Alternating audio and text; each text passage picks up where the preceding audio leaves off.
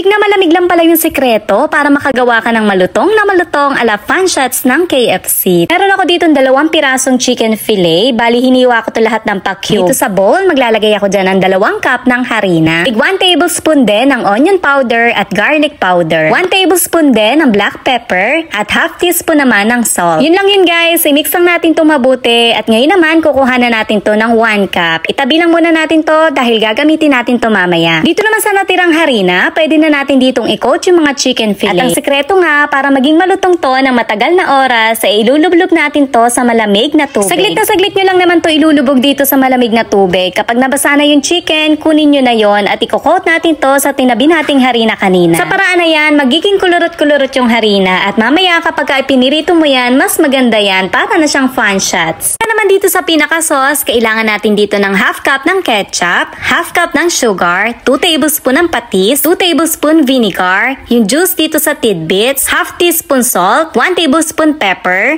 at 2 tablespoon ng cornstarch. Ilagay na natin dyan yung bawang at hintayin lang natin itong mag-brown para lumabas yung flavor niya. Kapag naman nag-brown na ng ganyan, pwede nyo na isunod itong 2 pirasong sibuyas na pula. Bali, hinati ko lang to na malalaki na parang ganyan. Isunod na din natin agad itong dahon ng sibuyas. Ilagay na din natin itong maliit na tidbits, bali yung pinaka-pineapple na lang yun nandyan. Tapos isunod na din natin agad itong napakaraming bell pepper. Dyan sa point na yan, pwede na natin dyan ilagay yung ginawa nating sauce. Ito pa yung isa kong secret, para may extra kick siya ng special na asim, naglalagay ako dyan ng 1 kutsarang mustard. Pakuluin lang natin na 1 beses tong sauce at pwede na natin dyan ilagay yung chicken.